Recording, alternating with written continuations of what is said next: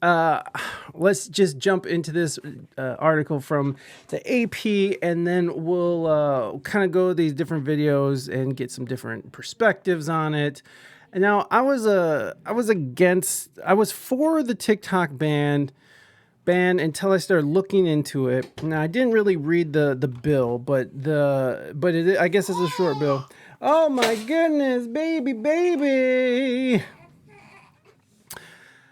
And hey, DGI guy, welcome in, baby girl. Just put some reverb on it.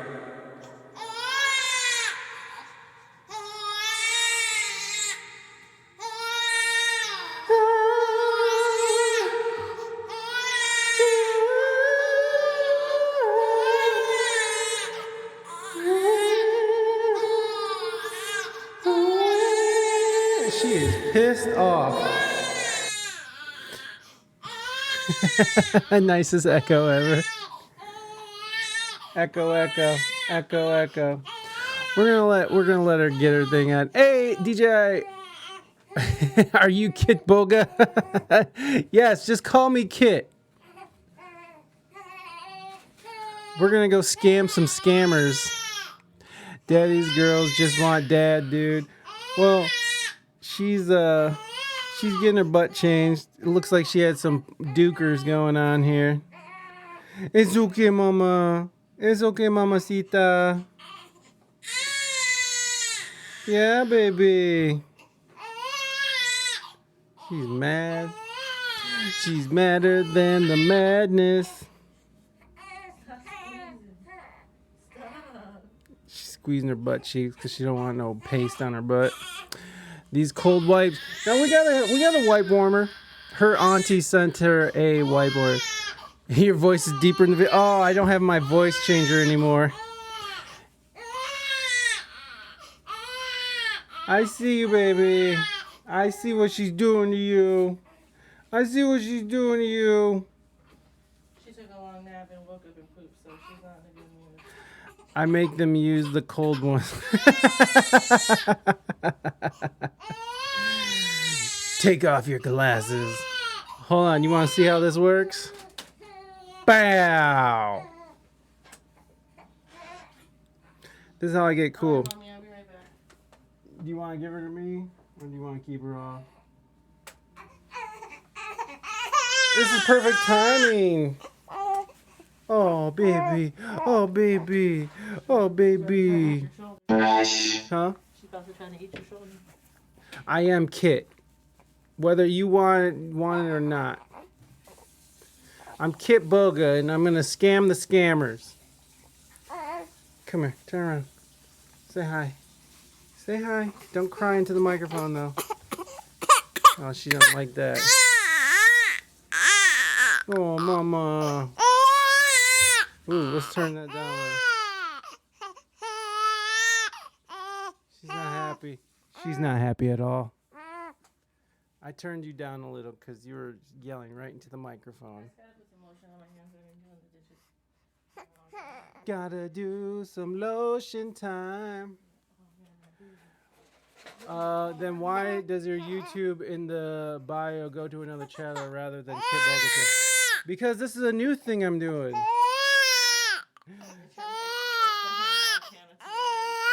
Yeah, it's like Hannah meant. All right, baby. You get over there. Mommy Nalani. Yeah. All right. There we go. We had a baby break. Oh, hold on. I got to close this. Let's go.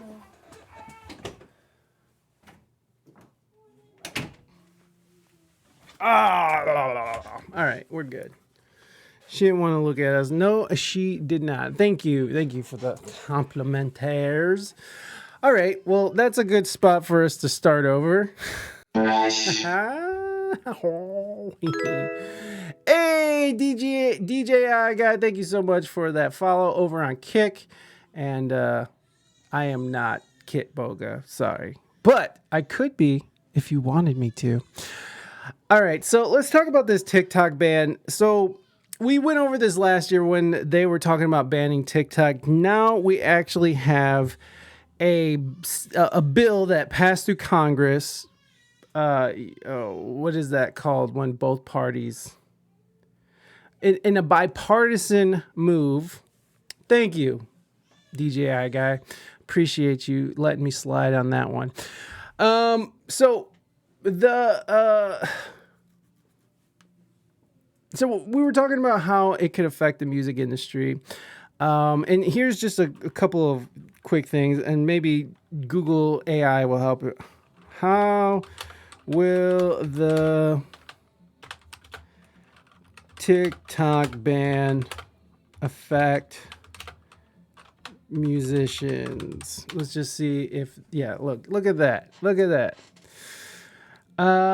TikTok ban could affect musicians in a number of ways, including organic viewership. So this is some of the things that can affect musicians and, the music industry in general.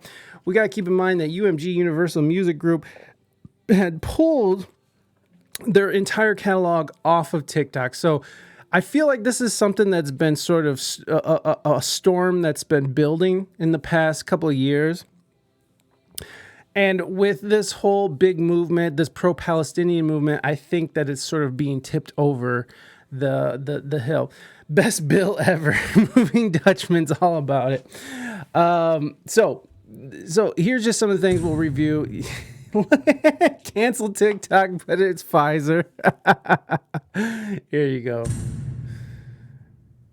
Yeah, and at first I was like, you know what, TikTok is kind of lame now. Maybe they should ban it, but I do understand because of my own personal experience and how I've been able to see really interesting things as they come, news that you're not seeing anywhere else happening on TikTok that you're not going to find on other social media platforms, and well before any kind of legacy media company picks it up. Especially with like Ukraine, when France was last year. Well, I mean, I think France is still protesting, but the protests in France last year that got violent.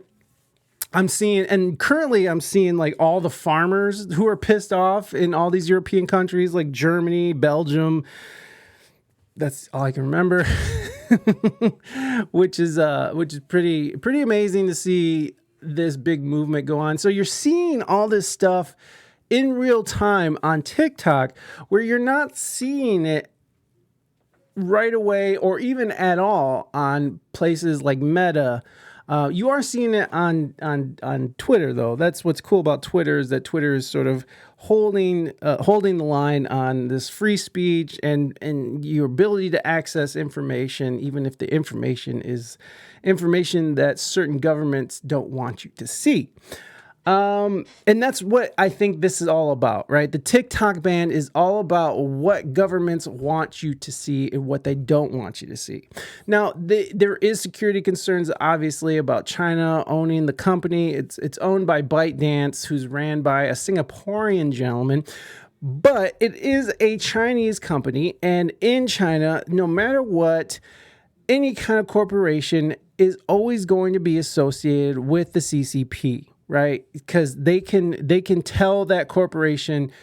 I mean, this is what they've done in the past, right? Like they've just dissolved companies and just robbed them all of their money and been like, "Fuck you, you're not a company anymore if you don't play ball with them." Yes, exactly. Chaos. Exactly. It doesn't even matter because we already are owned by China. We have properties that are owned by China. Tons of property here in the United States.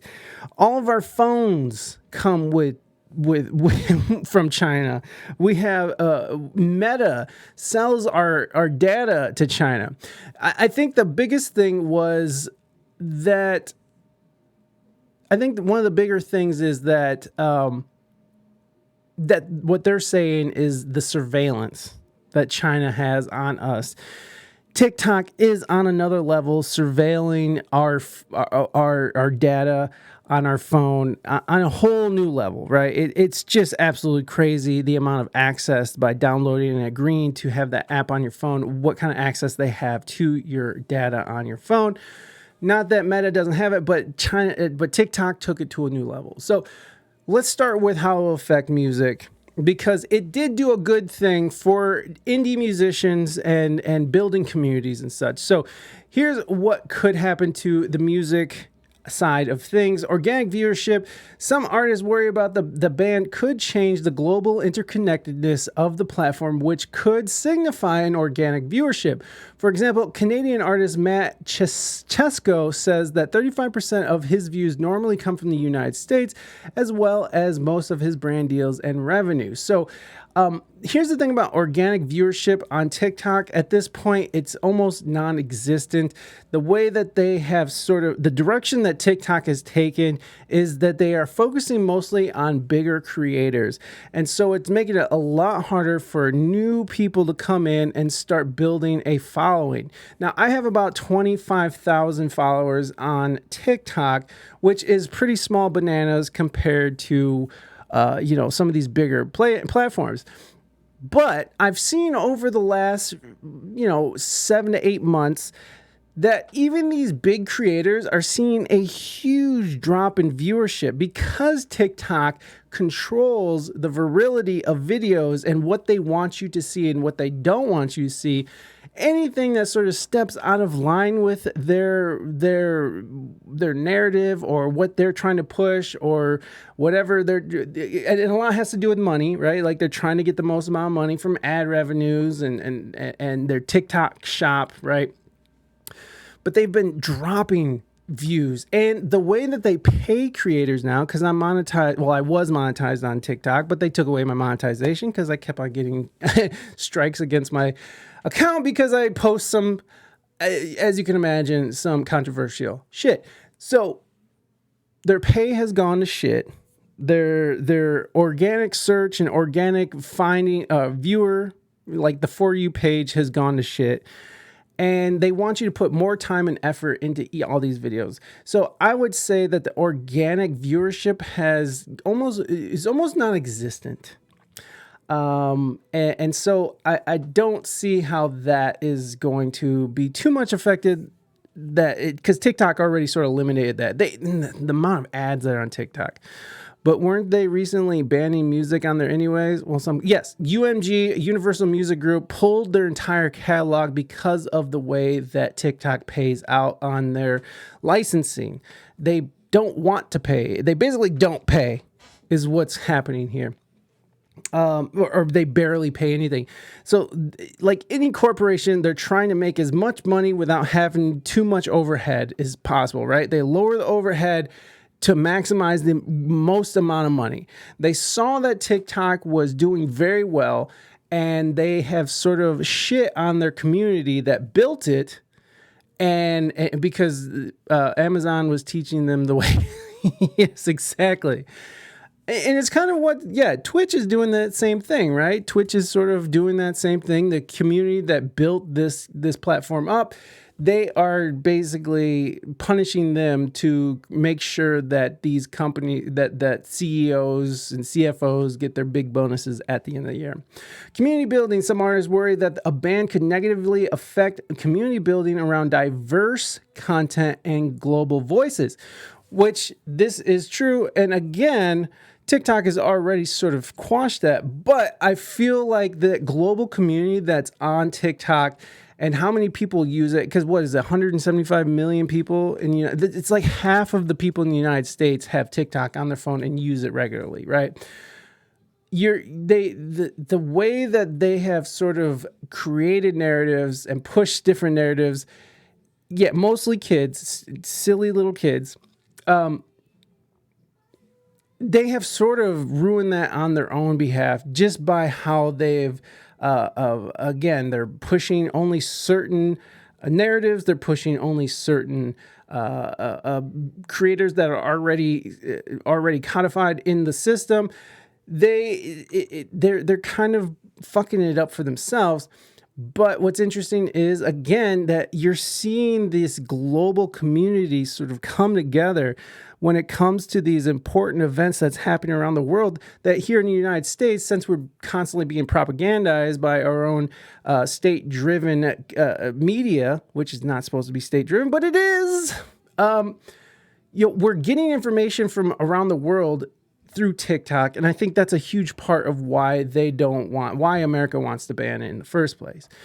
Licensing, the National Music Publishers Association has sent a letter to its membership noting that its license with TikTok will expire at the end of April. So yes, there's more publishers. The NMPA is pulling their licensing from TikTok in April, so that's a problem. That's not going to help the situation. I think they're seeing the writing on the wall. And some say TikTok is one of the main reasons they've been able to keep their client acquisition costs so low. TikTok goes away, that goes away. So there is a lot of stuff that how it'll affect musicians, because some musicians have branding deals, and they have just different ways of sponsorship through their TikTok that is going to go away, and it's something that they rely on as artists, because if you're a musician or any kind of artist, unless you're doing really well, music is not the only thing that you're doing. You're diversifying your platform constantly, because music and artistry tend to shift with the climate.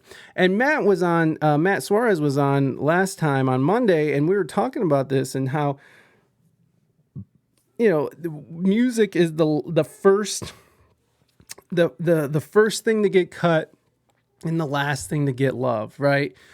But they'll lean on it when they need it, but as soon as things get tough, it's like when you look at like schools, what do they cut the first? What are the programs they cut first? It's art, music, right? It's always art and music. It's never sports, at least here in America, because sports bring it up. Right, art and sports always first. It's always art that goes.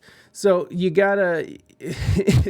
Music is very much a fungible asset for these companies. And I feel like in our society here, in the Western society as well, although I feel like Europe does a lot better in supporting music and art. I feel like they always, or not always, but they seem to support art, especially American art, and appreciate it. But again, I'm just sort of speaking on a cursory level. So that's, the worry. And there's more to it. And this is just some AI brought up thing. We've already covered this, so I was just sort of bringing it back. So now we got the House has passed a bill that could lead to the TikTok ban if the Chinese owner refuses to sell.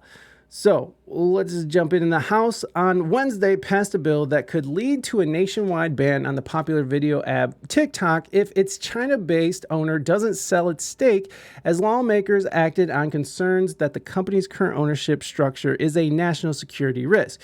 Again, anytime where they bring up security or for your safety or to spread democracy, those are all keywords where it's like you should have the red flag up, because it's almost never about security or yeah, exactly. They're so worried about national security, but borders are wide open. All good. But at least TikTok won't steal our security data or whatever. The bill passed by a vote of 352 to 65. Now goes to the Senate, where its prospects are unclear.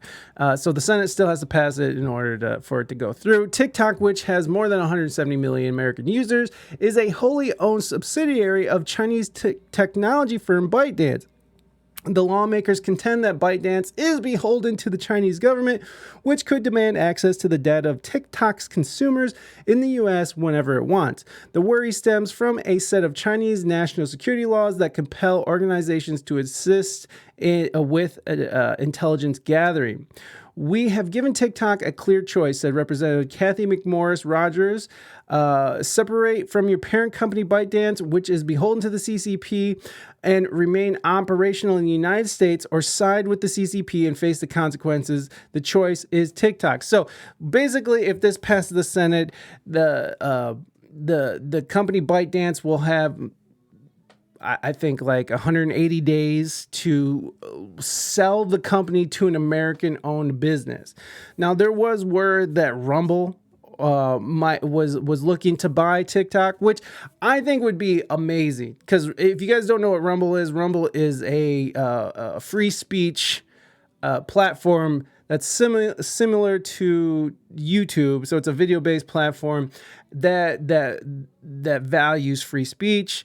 Now, of course, you're going to get all kinds of weirdos on there saying some really horrible things about people or certain groups of people, but I prefer that over censorship, because censorship is just the road to hell, right? Like anytime you want to quiet somebody on talking about something, anytime they want to squash that, you know it's something that is operating directly against their interests, right? So if you're talking out against the government and they don't like that, well, fuck you. They can just silence you through these tech companies like YouTube, right? Like I guess the biggest thing was during the COVID era, right?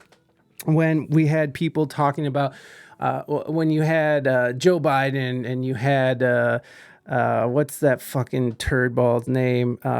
Tony, whatever his name was, the guy who was head of the. What is his name? Silencing Professionals. Yes, exactly. Yes, Fauci. Tony Fauci. You had, Jesus Christ, why are these names going? Rachel Maddow, all saying that it's going to stop the spread, right? If you take this vaccine, it's going to stop the spread of COVID-19, which was the biggest amount of misinformation ever put out, and affected millions of people. And if you spoke out against that, your channel was silenced, professionals were silenced, experts were silenced. Joe Rogan was demonized because he was taking fucking ivermectin, right? They came after him and they said he was eating horse paste and that it's dangerous, even though that medication is safe and is the most widely used medication around the world. It was a ton of censorship. We all saw it, and some of us experienced it. I got some of my videos taken down because of that. So this is all because of government intervention into these companies, because the government reaches out, and thanks to the Twitter files, we know that the government is direct contact with these platforms to mitigate what information gets through and what doesn't. And so they don't like that they don't have that kind of control over TikTok, right? They don't like that their government can't just reach out. The United States doesn't like that they can't just reach out to the CCP and be like, will you stop spreading this information? They don't, even though they do censor heavily on TikTok. TikTok is very heavily censored. But it does still get this information through that you wouldn't normally find on American-controlled companies. And I think that is at the heart of this, is that they just want control over the flow of information. Now, there is the argument that I think is a pretty good argument where this China-based company is sowing dissent and pushing certain narratives and pushing certain ideological subversive language and videos into the milieu of the American culture. A big one, which we're not going to go into, but like the whole idea of trans and how they're pushing these like really weird dudes or really weird they thems and sort of influencing a generation of young people. And now we have like almost 50% of Gen Z identifies as LGBTQ+, which TikTok has a good influence on. Now, I'm not trying to say that's a bad or good thing. That's not the point.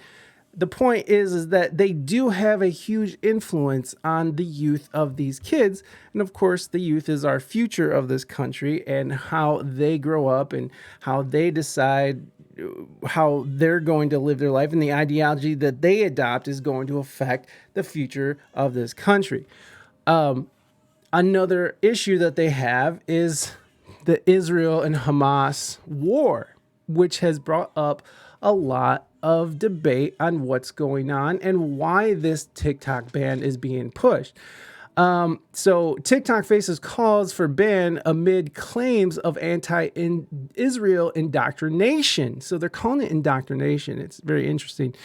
The creator of the MNRA, what's his name? Richard something? Fuck, I forgot his name, whatever. Like how you're going to silence the guy that created this, but it's more of a psyop, as Meta and IG and YouTube are those too. Yeah, Robert Malone. Thank you, Richard. Yeah, exactly, chaos. It's definitely, and we went over this like a couple of weeks ago, how Google was just an arm of the CIA, right? It was just another arm of the CIA to more easily overturn foreign governments, and then they turned it on us. Facebook is probably in that realm. There's rumors that Facebook was propped up by the CIA or the DOJ. So a lot of this, it's information and data collection, which they didn't even realize what they had at first. But as these companies got bigger and they saw what kind of influence they could have, at first I believe it was made for influencing, right? Influencing ideas. And then they discovered that data was very valuable, and there was more, the data footprint that could be collected off of these platforms was more valuable than anything. I mean, it's the new gold rush. And what is it? We're so worried about China getting our data, but yet we have, didn't I have, let's see, Meta data to China. So what is it? Facebook gave data access to Chinese firm. This is 2018. Developers in China, Russia had access to Facebook users. 2023. So these companies, it's very obvious that they want TikTok, because like Meta wants TikTok gone because they're their biggest rival, right? They're their biggest competitor. It only makes sense. Although Instagram has been beating out TikTok in users lately, because, and I will admit, I've been spending a lot of my time when I'm on social media on Instagram, because they are stepping up their game in information and what kind of information you have access to. But it's still, I end up on TikTok if I want to find out a little more detail on what's happening behind these firewalls that are put in place of information, right? Like these firewalls of information that are put in place most likely by our government to make sure that these ideas don't get out into the general public. Sure, Al Jazeera, which is so funny because Al Jazeera gets so much shit because they are a obviously a Islamic adjacent company, and especially during the Iraq War and all that stuff, when 9/11 happened, they really demonized Al Jazeera. But they give you the other side of the coin, right? They give you different perspectives on what's going on. So of course they're going to be, when you talk about Israel and Hamas, they're definitely going to be a little bit more pro-Palestinian in their rhetoric. TikTok faces calls for ban amid claims of anti-Israel indoctrination. U.S. lawmakers renew calls to restrict app amid anxiety about growing pro-Palestinian views among young people. Of course, we don't want that. After coming under fire for its links to China, TikTok is again under the spotlight in the United States amid claims that the popular video app is pushing young people to support Palestinians and Hamas. In recent weeks, powerful politicians, including Senators Josh Hawley and Marco Rubio and House Representative Mike Gallagher, have reiterated calls for a ban on TikTok, citing the app's alleged bias towards anti-Israel and anti-Jewish content. And we have seen this large scaling up of anti-Semitic behavior, especially among young people. I mean, we're seeing that on these college campuses where Jewish students are just being attacked by these pro-Palestinian kids who, by the way, Queers for Palestine, worst fucking slogan ever. Considering that they just in I think the West Bank, they just murdered some gay activists up there, so they don't really like the gays over there. Who is that fucking guy? That guy? Who's that guy? Okay, anyways, so let's read on. While data security issues are paramount, less often discussed is TikTok's power to radically distort the world picture that America's young people encounter. Israel's unfolding war with Hamas is a crucial test case, Hawley said in a letter to U.S. Treasury Janet Yellen on Tuesday. Hawley cited the recent Harvard CAPS Harris poll in which 51% of Americans aged 18 to 24 said that Hamas's October 7th attacks on Israel could be justified by Palestinians' grievances, in contrast to older Americans who overwhelmingly back Israel. Analysts have attributed this disparity to the ubiquity of anti-Israel content on TikTok, where most young internet users get their information about the world, Hawley said. Rubio said last month that TikTok was among a number of platforms that had become cesspools of pro-Hamas misinformation and indoctrination and a vehicle for brainwashing. TikTok, which is owned by Chinese company ByteDance, has long been in the crosshairs of U.S. lawmakers over claims the app promotes Beijing's agenda. Democrats and Republicans introduced several bills banning and restricting TikTok, but those efforts often have stalled due to free speech concerns. Since the outbreak of the Israel-Hamas war, TikTok's influence has been thrust back into the public arena amid scrutiny of the prominence of pro-Palestinian content.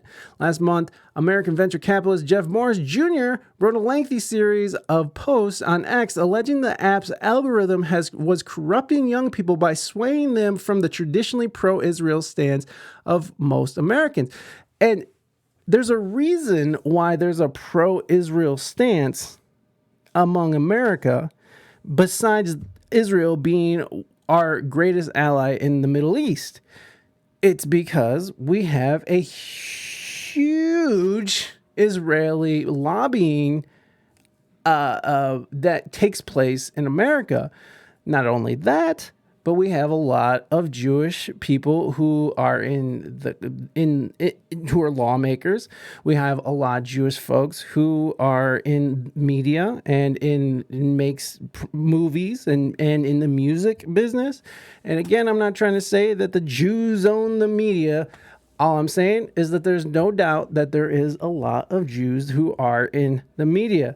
And rightfully so, in my opinion. If you're a country that became a country by removing 6 million people from their space, and you're surrounded by enemies, you definitely want to survive. And we all know that the Jews have dealt with a lot of shit over history, that it makes sense that they would want to make sure they're putting things in place to ensure the continuance of their country that they displaced 6 million people to achieve. So it makes sense that any organism wants to continue to exist and live.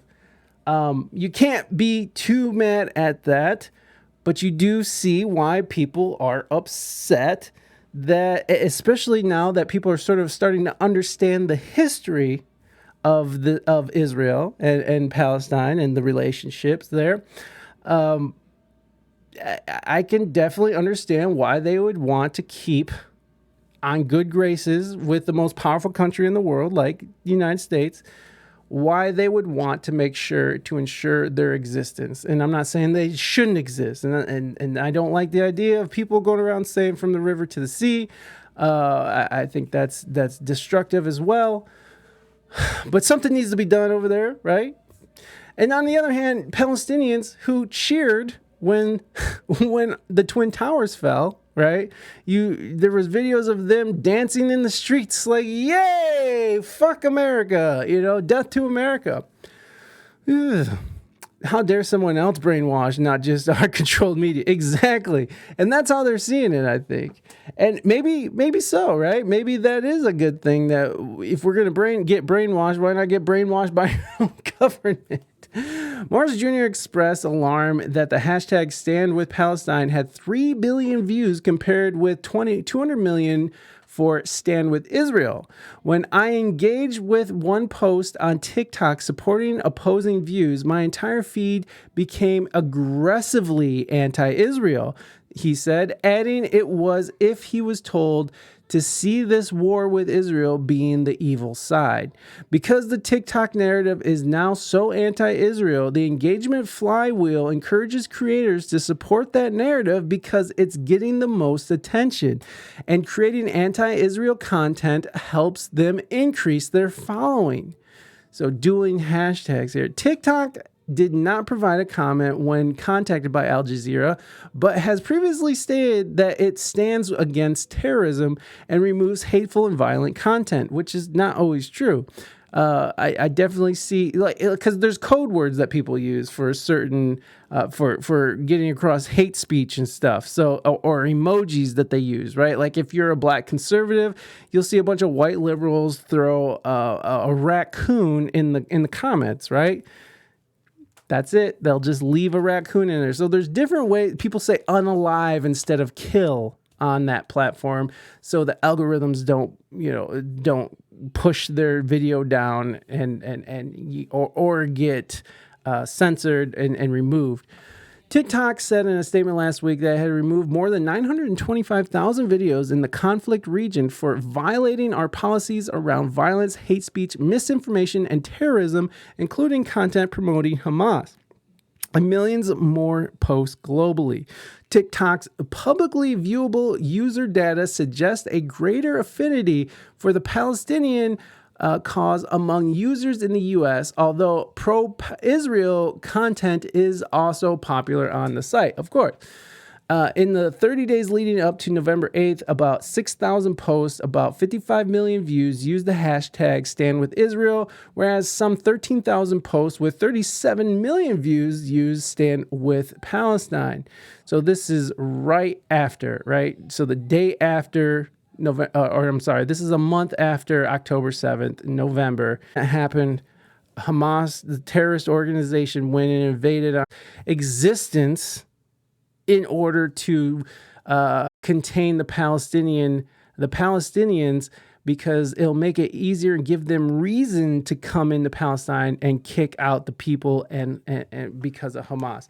It's also weird that the United States gave Iran $6 billion a couple months before the attack, which Iran is supposed to be involved with the Hamas attack. That's weird, right? It's also weird that there's a bunch of natural gas and oil fields in Palestine and in Gaza. It's also weird. There's a lot of weird things that happened with that whole situation. We've went over it. The hashtag Free Palestine dwarfed both, being featured in 177,000 posts with 946 million views.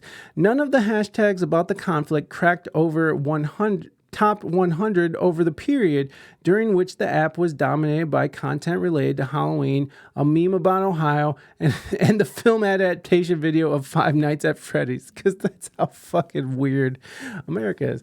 Globally, pro-Palestinian content overwhelmingly dominated the Free Palestine and Stand With Palestine, racking up 11 billion and 1 billion views respectively. TikTok needs to get more serious about content moderation. Daryl West, a senior fellow of Governance Studies Center for Technology at the Brookings Institute, told Al Jazeera. Disinformation is being spread through videos on its platforms and inflaming public tensions on all sides of the issue. It needs human moderators to check the authenticity of the videos and make sure blatant lies are not being spread. Sounds like a lot more censorship to me. There was this weird thing, right as the pro-Palestinian movement really started moving, is that we started looking at the manifesto after bin Laden carried out the attacks on 9/11. He released this manifesto, which laid out all the things he was pissed off about and why the attack took place. And you had this huge movement of young people who are like, he says it right here. And like, yeah, fucking Bin Laden's awesome and shit. Like, it was a very strange thing to see, especially as someone who lived directly through that. As an adult, seeing the Twin Towers fall, some of these kids were born after 9/11, so they have no idea what it was to live through that. And so for me to see that, and for it was very odd to me to see that kind of rhetoric being pushed. So there is a danger to that, right? Like when people start sympathizing with terrorists. Now, whether or not you want to say that 9/11 was an inside job, that's debatable as well. but it's still a disconcerting situation when you see fucking young people sympathizing with terrorists who killed innocent people. In the U.S., the tilt towards pro-Palestinian content appears to reflect a generational shift that has been underway since well before the Israel-Hamas war. In a 2022 survey by Pew Research, 61% of Americans aged 18 to 29 said they viewed Palestinian people very favorably or somewhat favorably compared to national average of 52%. When asked the same question about Israelis, 56% of 18 to 29-year-olds said they viewed them favorably versus the average of 67%.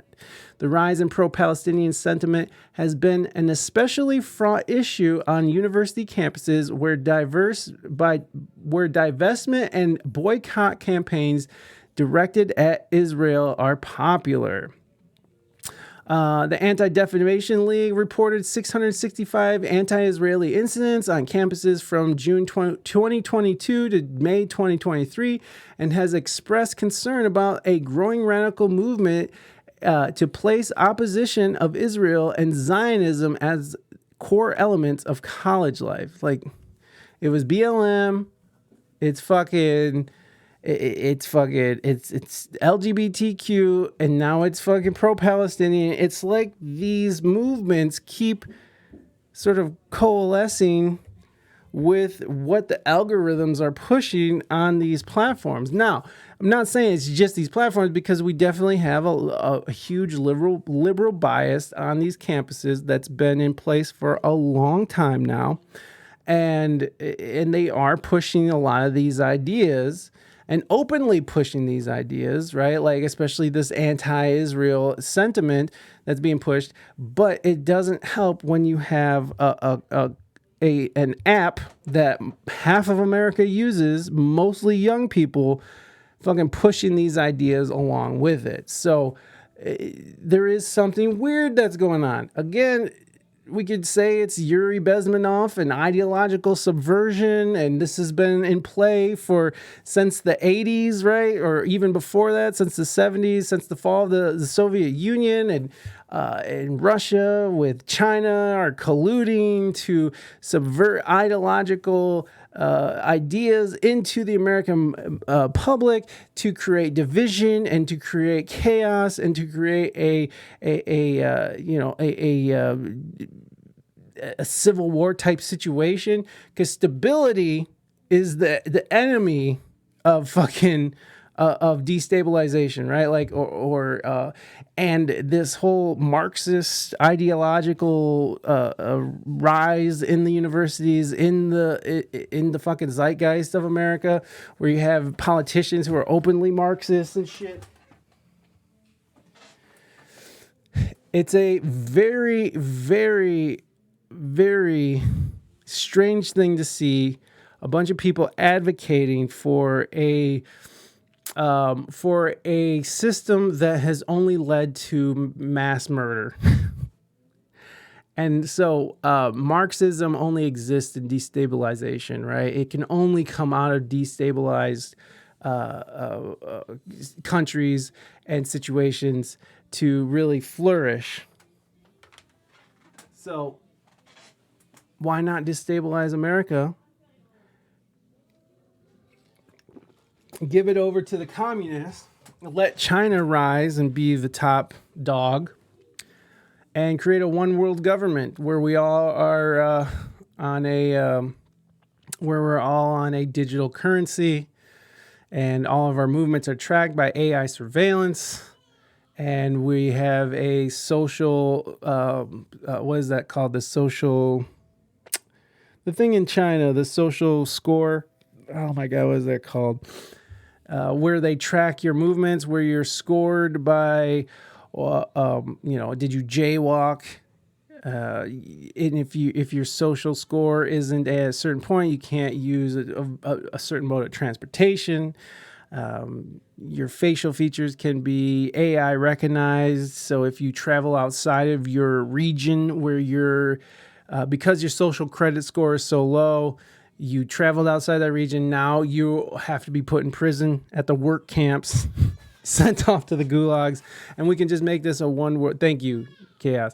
We can make this just a one world government where we're all just being surveilled. And luckily, the thing about AI is that it's going to do the jobs of 1,000 men or 1,000 people, right? They can do the job of hundreds of thousands of people, just one computer to alert the authorities whenever you step outside of your zone that you've been forced to stay in because your social credit score was bad, or you're hanging out with the wrong people with lower social credit scores than you. So now your social credit score goes down, and now you lose some digital currency, and now you're trying to go buy fucking something that's not on the list of things that you can buy with your digital currency. Oh shit, that. Now your social credit score goes down. Now maybe you got to go work in the gulags or the gay logs, whatever. That was far off. That was far out. I get it. But China is that right now. Last month, student groups at Harvard University sparked a backlash after releasing a letter saying that Israel was entirely responsible for the unfolding violence due to its treatment of the Palestinians. 3 law students at Harvard and Columbia who signed the letter lost job offers following the controversy because, hey, there's a lot of powerful Jews in this country, and of course they're not gonna like you talking out against the Jews. Again, every organism, every people want to exist, so why wouldn't you put these things in play? Why wouldn't you have Israel adjacent members of the Senate and Congress in the United States? Why wouldn't you have a handle on the fucking media? Why wouldn't you have a handle in these technocratic companies that are fucking influencing elections and shit? Why wouldn't Mark Zuckerberg be involved in all that? Why not? Why wouldn't it be?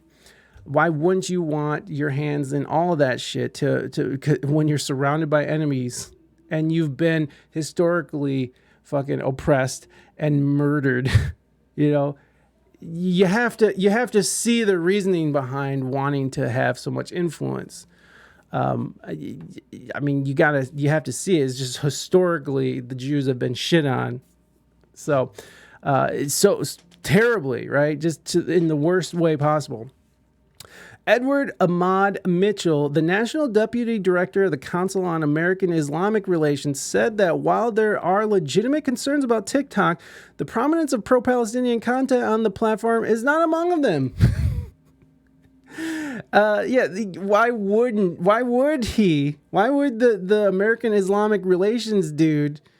That's not a bad thing. No worries. It's nothing short of hypocritical for politicians to want to restrict access to a social media platform because it dares to allow people to freely express their support for Palestinian human rights in a way that other social media platforms do not. Young people have also been exposed to the world and received their news directly through social media in many cases, not through the filter of mainstream media, which is true. Most young people go to TikTok or Instagram to get their news. I'm one of those people, and I'm not young. Therefore, if you have young people growing up for 10 years learning about Palestine directly from the victims of these continuous human rights violations, it's no surprise that people are more sympathetic to the Palestinian people. Absolutely. And not to say that fucking the Palestinians haven't been eating shit for a long time. So, very complex. Very complex. Where is I had a whole thing. This pisses me off. Who is the dude? Now, let's get a little Tim Poolish. There are many people making the argument right now that the bipartisan move to ban TikTok has everything to do with government control of our communications, and that's partially true. The argument is that this is an opportunity to gain control of the narrative machine that they're losing, to seize control or shut down X and Rumble, and TikTok is the attack vector because Republicans back in 2020 were actively trying to ban TikTok. Now, the issue for Republicans is actually quite simple. TikTok promotes leftist ideology to an extreme degree. Whatever is behind the algorithm, they argue it's just what teenagers want. I don't believe it for a second. TikTok actively promotes degenerate content, which causes self-harm. Fact. He said fact. This isn't, I don't know if this is the video. I was actually trying to find this article here. Actually, you know what? Let's go check out there's a TikToker, and also he's just a social media influencer.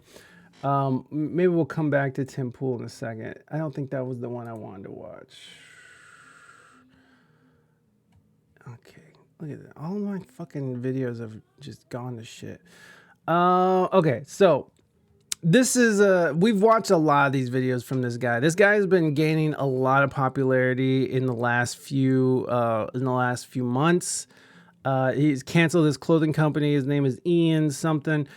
I can't remember his last name, but he does a really good job at just sort of pointing out documentation that's publicly available, right? And he does a really good job of sort of compiling the information. So I think he does a good job on this. And again, I have nothing against the Jewish people, and I believe they should exist, but there does need to be something done about the situation over there where people aren't getting their land taken away or being murdered or food and water being supplied or, babies being found in blown up buildings. So this is let's check this guy out. We were all thinking it. Israel is trying to buy TikTok. And this is one of those rabbit holes that I had no idea how deep it was about to go until I fell in. So bear with me here. And before the AI censors me, the country Israel is not trying to buy it. It's people with really deep ties to Israel. This lead came from Whitney Webb, the patron saint of independent journalism. And it starts. Yeah, Whitney Webb is the shit. And in fact, Whitney Webb? Oh, shit. Whitney Webb did such a good job. She wrote books on the Jeffrey Epstein situation, and she's just amazing at what she came up with. She has 2 big-ass books on the subject. Oh, why am I not following her? The coolest girl in history ever. Wait, this isn't her. Get out of here. Here we go.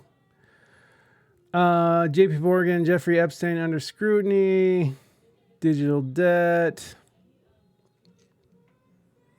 So this is what he's talking about, or is it? So she's saying, I still have a hard time learning. I still don't know how to use fucking Twitter.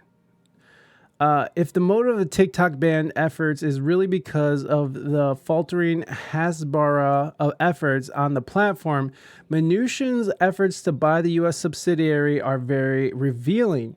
Read my cyber reasons here. Cyber reasons. Election. Wait, what is this? What the fuck? The first VC investment Steve Mnuchin made after leaving the Treasury was an Israeli intel front called Cyber Reason that simulated cyber attacks canceling the U.S. election, declaration of martial law, and DHS during the Trump administration. Mnuchin is now the board at Tech, is now on its board.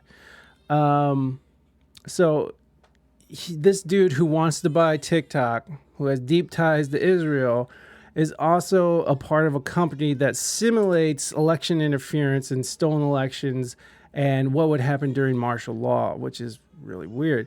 The worst thing you could do if you care about financial freedom is of any of these coming social media bank hybrids for your finances that, okay, this is not making it. Hold on. Let me go to this thread. All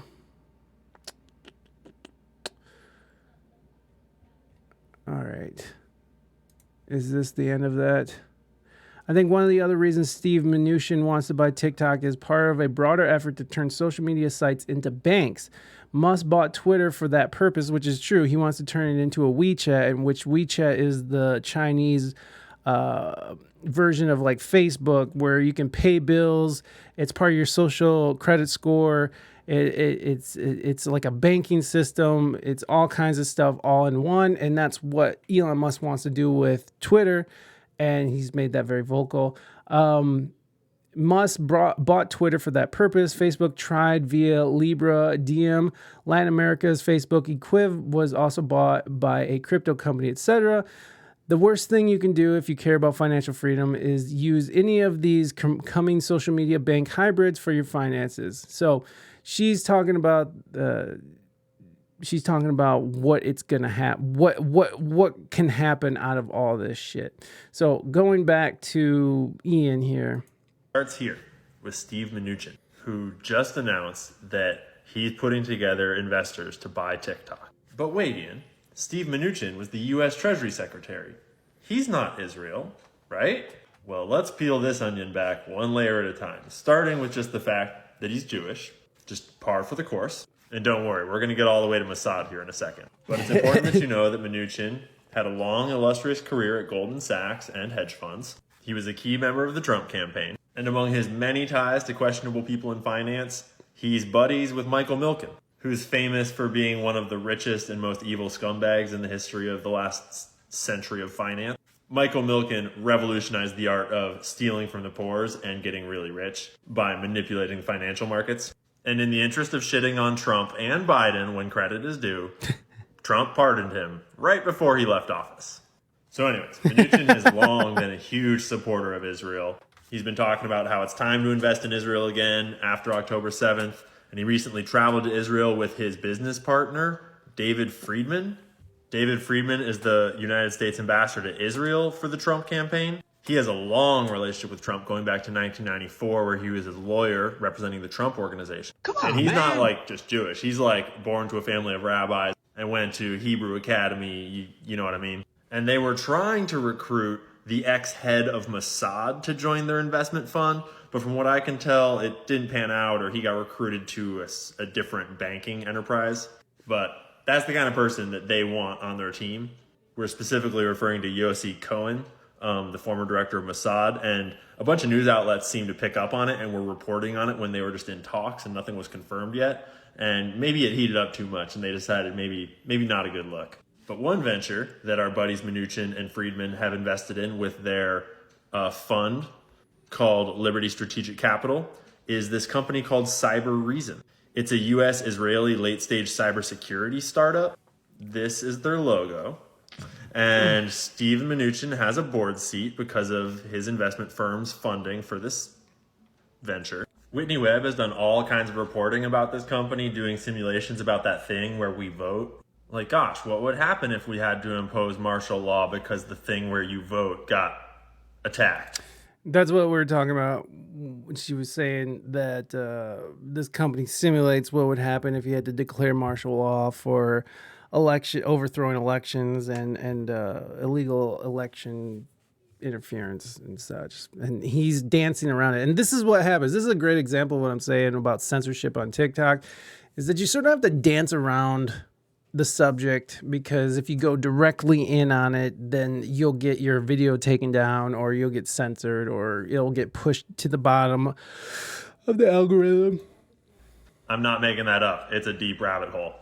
And their board of directors includes people like a vice president of security and privacy engineering at Google, and a deputy CISO and director of intelligence and operations at Lockheed Martin. Oh, and this is the consortium of players that are pooling money to try to buy TikTok. Because I've been doing a lot of reporting on this TikTok bill. I've been in a lot of Twitter spaces with people in the policy realm talking about how the policy is getting written and why it's getting written. And from a TikTok creator and TikTok user standpoint, the one thing that we're all thinking is like, the censorship is not about China on TikTok.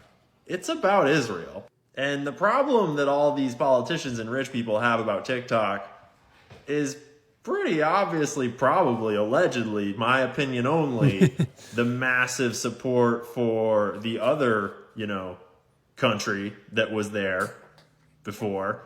And it's just so frustrating that when you oppress people's free speech with censorship, they don't just give in and believe what you want them to believe. It's almost like they free speech more. So, which I kind of disagree with that, because if you should ram an idea down someone's head or down their throat for long enough, they'll comply. People are very malleable in that sense.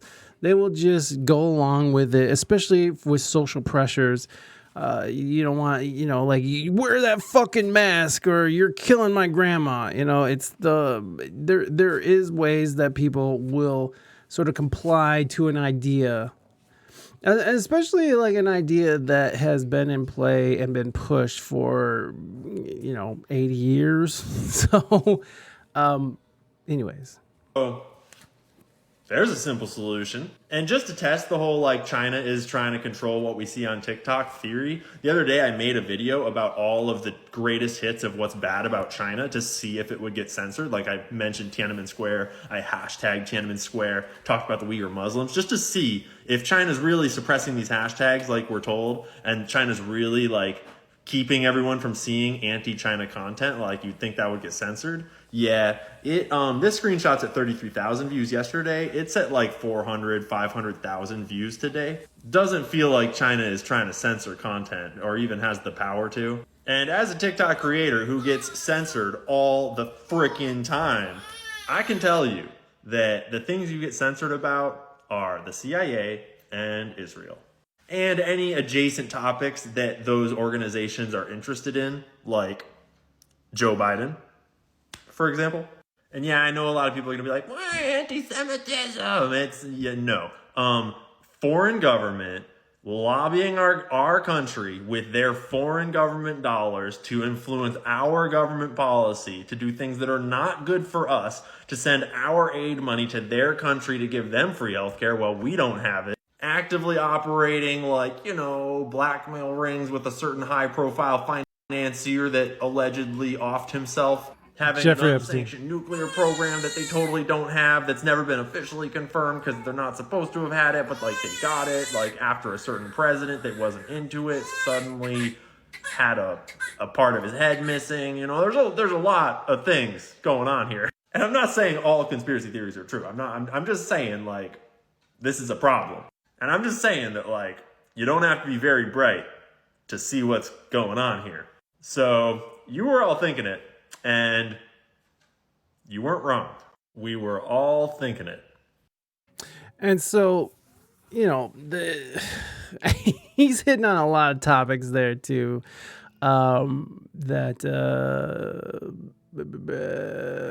I see. I didn't do that. There it is.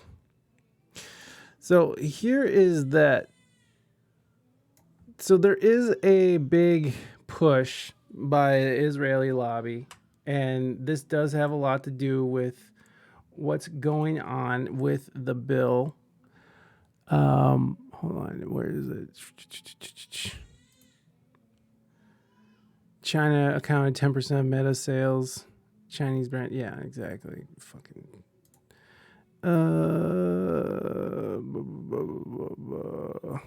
Where is it? Okay. So let's go through a little bit of the. Now, this is of the times of Israel. And again, I'm not hating on any group of people here. Just displaying what's, just trying to see what's going on.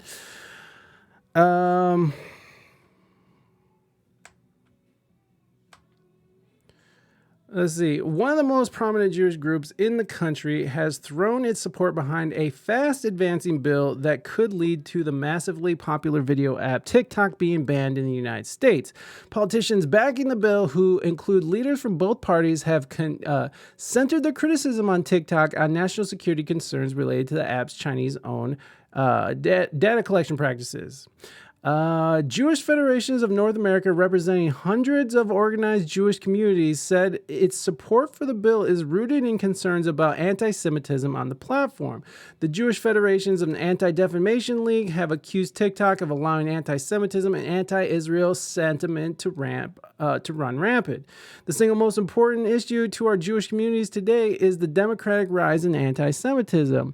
JFNA wrote an official letter to Congress. Our community understands that social media is a major driver of the drive in anti-Semitism, and that TikTok is the worst offender by far.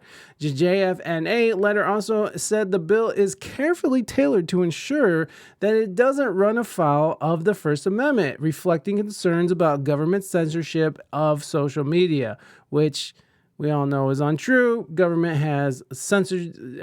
does censor social media all the time. And just because they say that it's tailored and ensured it doesn't run afoul of the First Amendment doesn't mean that it won't happen. Just because they put in some fucked up bill, because we already know it happens all the time. The sponsors of the bill have worked, which is illegal, but they have a loophole because it's not them, and they're not doing it personally, right? Like the government's not coming in and fucking censoring it. They're having the companies censor our words. The sponsors of the bill have worked long and hard to develop an approach to this problem that appropriately balances free speech and individual rights with regulatory action. If the bill becomes law, TikTok's China-based company, okay, we know that, and a rare apparent consensus. So if you get rid of TikTok, what is it? Let's see. What does this say? So who's saying this? If you get rid of TikTok, Facebook and Zucker Schmuck will double their business, Trump said in reference to Meta CEO Mark Zuckerberg. He added, without providing evidence that Meta cheated in its last election, they are a true enemy of the people, which is true. Facebook did conspire with other companies to make sure that Trump wasn't elected. Time magazine did a whole article on it. Go ahead and read that fucking 25-hour article. Trump's new moniker, which makes use of Yiddish word schmuck to mock Zuckerberg, who is Jewish, drew condemnation from CNN news anchor Dana Batt. Who gives a fuck? The Anti-Defamation League, Zuckerbucks, by Republican politician Brand Zuckerberg as Zuckerbucks, was denounced by the Anti-Defamation League because the nickname evokes anti-Semitic tropes. House Republican leadership reportedly intends to defy Trump and bring the TikTok bill to vote on Wednesday. So, you got a lot of Jewish folks on the side of this bill, and it does seem like they're lobbying real hard for it.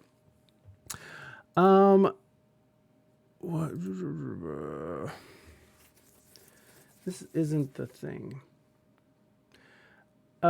Candace Owens did a little bit better job at sort of condensing everything. So let's go and try to find her stuff. That's not what the fuck I wanted to do, dummy.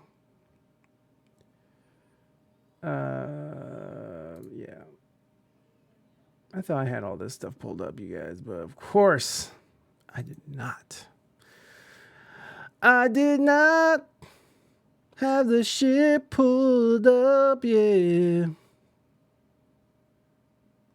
I did not.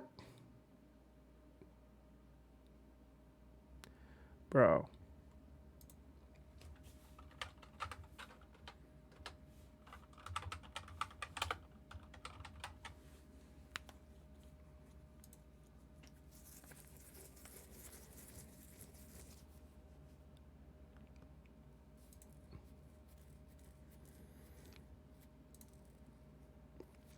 Oh my God, she's doing some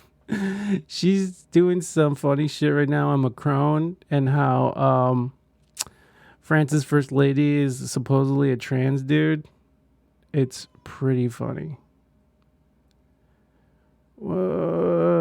Kate Gate. Here it is. In case you don't know the backstory there, and I am right now showing. Dang, your shit's loud.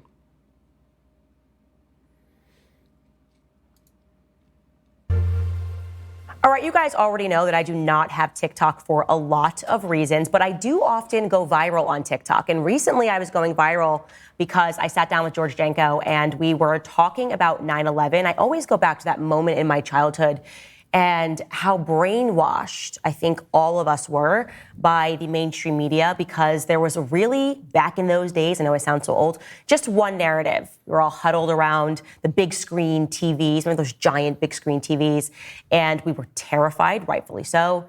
A horrific terrorist attack took place on our soil. And then we just didn't question anything that the military-industrial complex did. We just wanted to feel safe, and in the process, we gave up a lot of our freedoms. The NDAA, the fucking Patriot Act 2, we totally fucking gutted our Constitution. I was talking about how I feel terrible for the way that I felt towards all Muslims, Muslim Americans as well, and that was because... I want to go on the record that I did not feel that way towards Muslim Americans, and in fact, I thought that it was unfair and unjust on how we treated Muslims in this country after the attack. I was very SJW back then. Of the consistent brainwashing that was happening, and me obviously being so young and so afraid, just accepting this narrative that all Muslims are bad, so it doesn't matter what happened to them in the Middle East. And so thank God that we no longer live in those times. Thank God for independent media. Thank God really for the collapse, I would say, of mainstream media, because now you can hear different narratives and you can accept whether or not you believe. For Gen Z, their favored social media app. TikTok is obviously a fairly new app. It arrived on the scene in 2016. And then by 2018, it became the most downloaded app in the United States. So again, like I said, this was embraced first and foremost by Gen Z. Eventually one day, Gen Z is going to be in charge of America. So what does that look like?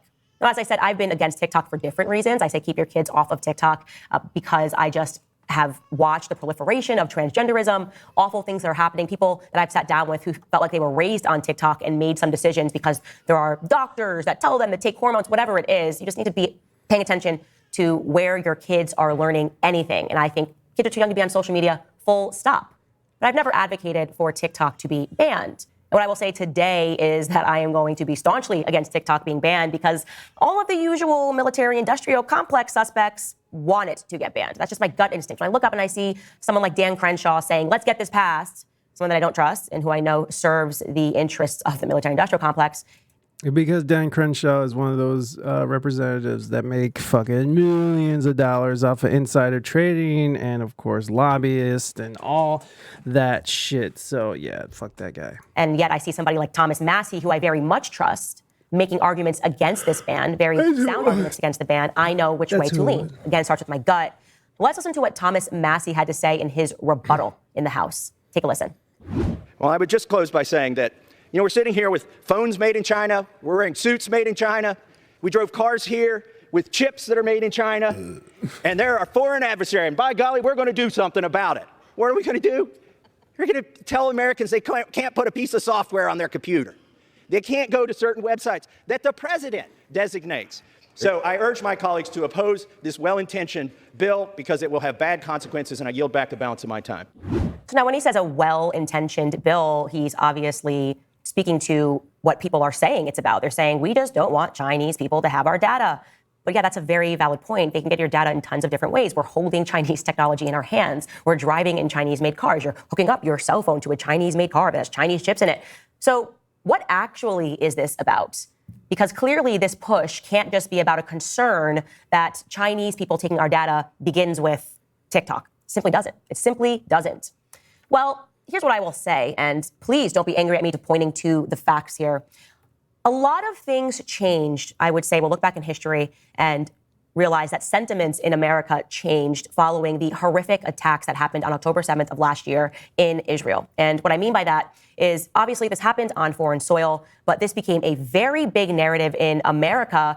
And basically a bunch of people were saying, you need to pick a side. Like, you need to pick a side right now. People were being called names. And what ended up happening in the process is that people that traditionally were not interested in Israeli foreign politics started getting interested and started researching to learn more about Israel. I by the way, include myself in that class of people, in that group of people. I was like, I don't really know anything about Israel. And now suddenly I feel like there's a gun in my head and I have to, say what I'm okay with. Let me at least get educated. Well, in the process of Generation Z getting educated, they began circulating Osama bin Laden's letter to America. It went absolutely viral on TikTok. Here's a headline from the New York Times from last year, around that time, published November 16th. It says, videos about bin Laden's criticism of the U.S. surge in popularity on TikTok. The subheading is, the videos discuss a letter from the former al-Qaeda leader wrote in 2012, in which he defended the September 11th attacks and said Americans had become servants to Jews.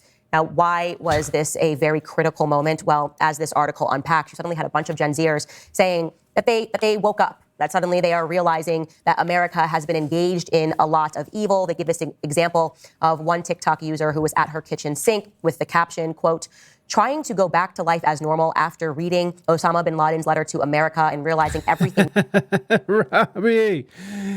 Robbie's happy about TikTok going. Well, I do think it's a control. It does seem like it's going to be another way of controlling information that the American government doesn't want us to have.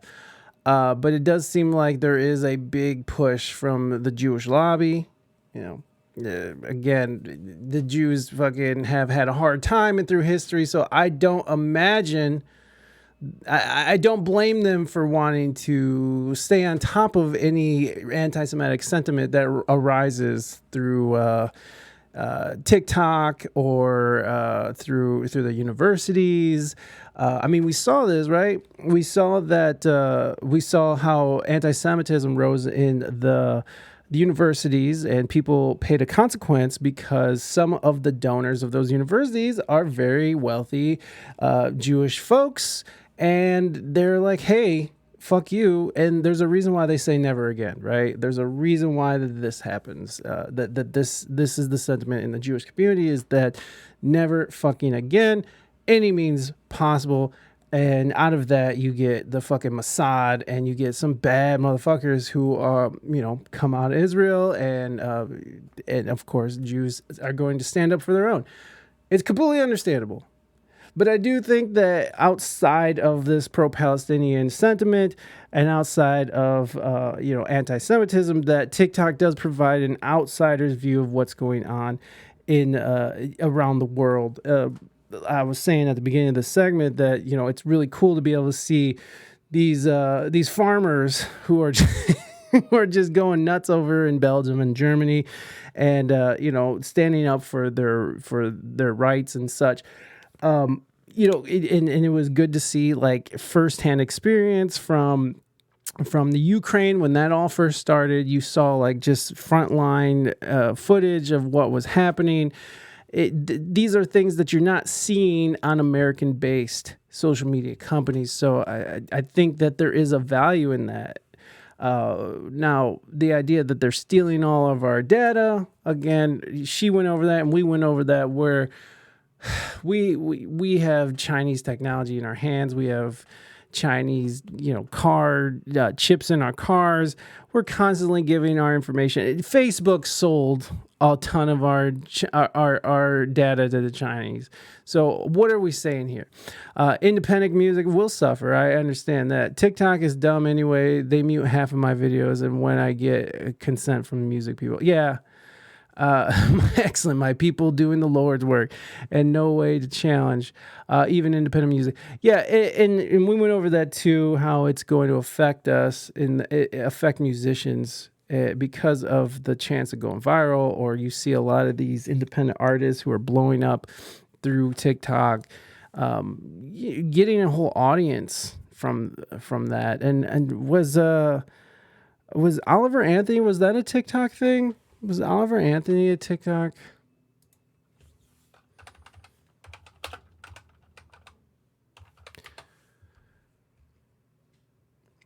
Richmond, north of Richmond. No, he was IG. Oh, maybe he was even YouTube. I can't remember. I think it was a YouTube thing. But yeah, you're probably right. Anyways, let's see, TikTok musicians.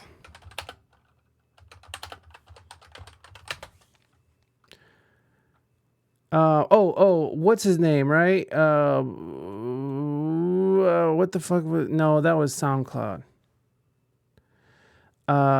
Musicians that got famous from TikTok. Musicians.